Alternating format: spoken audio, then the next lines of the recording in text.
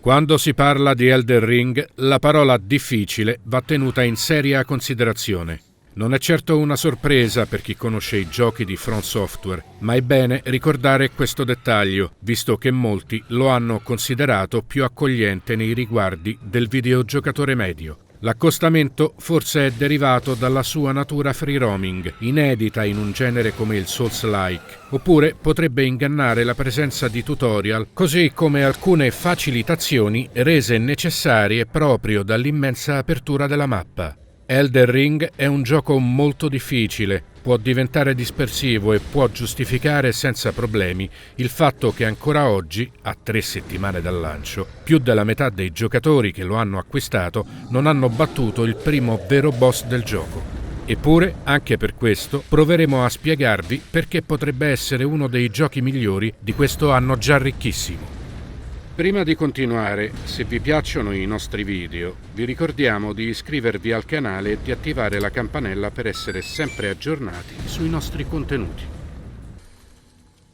Il canovaccio narrativo di Elden Ring si affianca senza paura a tutti quelli già narrati da From Software.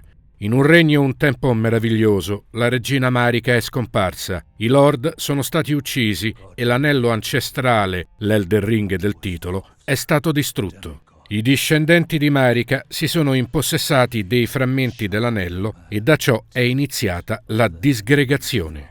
Con il regno in pezzi, qualcuno chiama alle armi i senza luce, esseri descritti senza vita e pur viventi, che si metteranno in cerca dei lord corrotti che possiedono i frammenti dell'anello per recuperarli e diventare poi a loro volta lord ancestrali.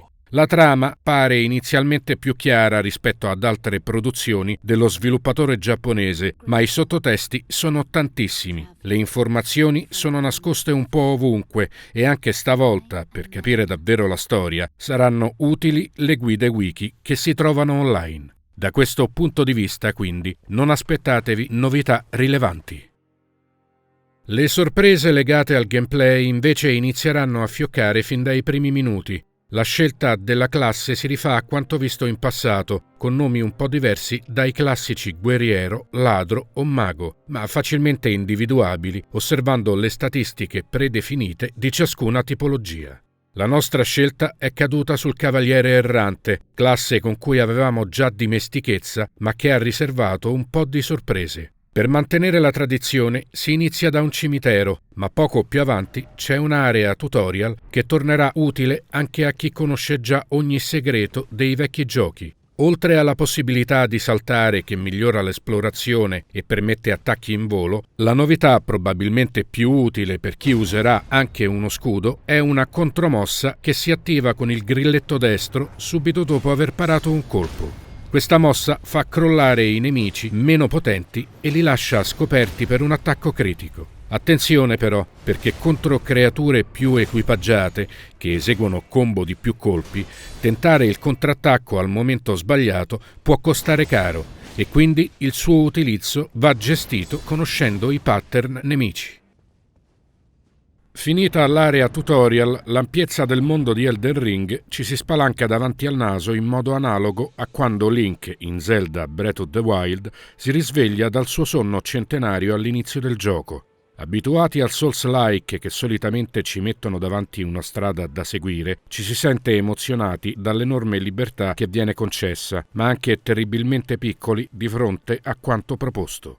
Il nostro primo obiettivo, quantomeno, è molto chiaro. Il primo lord da sconfiggere si trova infatti nel castello di Gran Tempesta, che si erge davanti ai nostri occhi su una collina. La prima cosa da fare pare essere arrivare nella fortezza, ma la strada è tutt'altro che chiara e semplice. Qui ci vengono in aiuto i luoghi di grazia, aree di sosta che in Dark Souls conoscevamo come i falò. Oltre alle solite funzioni di level up, armonizzazione di incantesimi, gestioni delle fiaschette per ripristinare punti salute e punti abilità, vi torneranno utili i raggi di luce che escono da queste aree e che puntano nella direzione del successivo luogo di grazia. È bene ricordare che Elden Ring non è un free roaming che piazza indicatori sulla mappa e questo lo si può intuire già dal fatto che la mappa del territorio andrà sbloccata esaminando particolari elementi di gioco. Ogni progresso che potrete ottenere in Elden Ring va conquistato. Allo stesso tempo ogni avversità va gestita nel modo corretto, fosse anche girare a largo da un nemico eccessivamente potente. Ne è un esempio il grande cavaliere che ci attende sulla strada non appena inizia il gioco vero e proprio, un boss opzionale che vi farà capire questo concetto in pochi brutali istanti e che potrete pensare di sfidare solo dopo molte ore di gioco. Girare a largo o utilizzare lo stealth per attaccare alle spalle un nemico ignaro è sempre una buona tattica, ma spesso non basterà.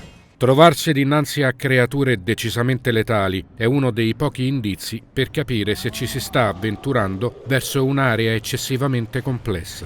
Osare però è anche l'unico modo per avanzare e trovare altre possibilità di personalizzazione. Nei precedenti Dark Souls, un personaggio che lottava con spada e scudo poteva cavarsela anche senza mai usare un incantesimo, evitando di potenziare con i level up la caratteristica che aumentava i punti abilità. Qui questa barra non serve solo per lanciare magie, ma anche per attivare mosse speciali che vengono chiamate ceneri di guerra. Queste abilità si legano a speciali tipologie di armi e permettono di lanciare folate di vento e proiettili magici, di eseguire pestoni a terra e colpi che possono causare sanguinamento. In più esistono le evocazioni, vere e proprie creature come lupi, cavalieri o scheletri che lotteranno al vostro fianco dopo che li avrete chiamati spendendo un bel po' di punti abilità. La personalizzazione continua poi con armi da migliorare, balsami da creare unendo componenti specifici e oggetti da costruire attraverso il crafting,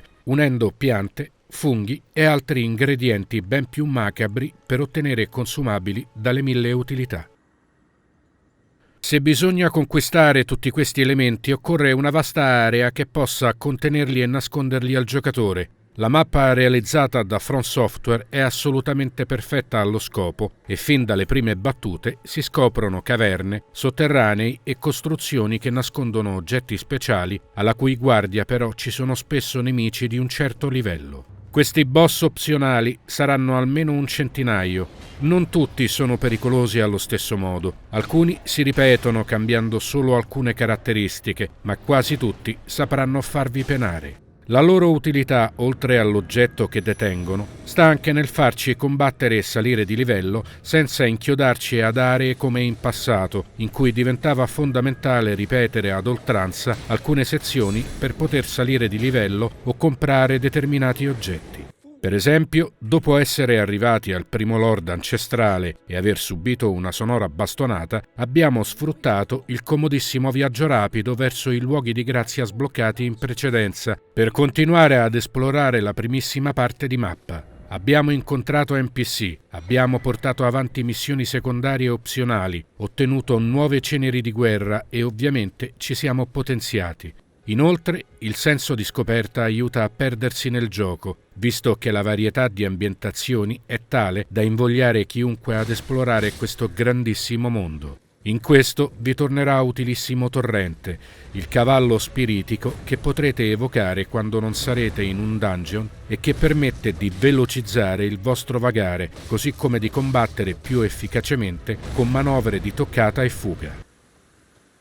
Il livello artistico di Elden Ring è elevatissimo, con panorami mozzafiato che aumentano ulteriormente il respiro già ampissimo che coinvolge il gioco. Pur trattandosi di un altro universo corrotto e diabolico, l'Interregno sa anche essere poetico e questo non è un traguardo da poco visto il livello del comparto tecnico.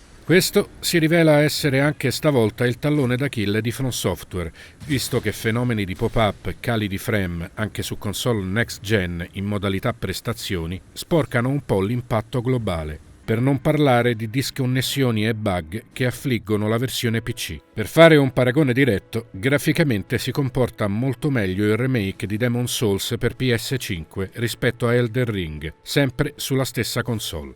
A sua giustificazione va detto che questa nuova opera sfrutta un ambiente aperto, privo di caricamenti e sempre pronto a stupire con qualcosa di inaspettato. Validissime le musiche che vanno dall'accompagnamento durante le vostre scampagnate esplorative fino a temi incalzanti, epici e potenti degli scontri contro i boss. Il gioco è doppiato in inglese, mentre tutti i testi sono tradotti in un ottimo italiano. Elden Ring può essere considerato un capolavoro per i giocatori abituati ai Souls-like, e se lo siete, probabilmente vi starete già perdendo in qualche recesso dell'interregno. I vecchi Dark Souls vi sembreranno lontani anni luce e l'idea di un nuovo esponente del genere ambientato in una mappa chiusa e restrittiva vi farà alzare gli occhi al cielo. E va benissimo così. Tutti gli altri giocatori, mossi dall'hype che si è creato attorno ad Elden Ring, potrebbero però trovarsi per le mani un gioco anomalo in cui nessuno ti tiene la mano e anzi si è spesso abbandonati a se stessi. L'accessibilità di cui tanto parla certa gente ci ha ricordato il messaggio che certi buontemponi lasciano da sempre nei Souls-like sul bordo del precipizio e che recita: più avanti troverai tesoro. Elden Ring è un gioco per appassionati che vogliono mettersi alla prova, stavolta anche in una mappa aperta, ricolma di segreti da guadagnarsi. I nuovi giocatori sono i benvenuti, ma non sono il target di riferimento. Dovranno infatti imparare anche dinamiche che gli appassionati hanno assimilato in 13 anni di Souls-like e che ora danno per scontate. Non sarà facile, ma se il desiderio è tanto, lo sarà anche la soddisfazione.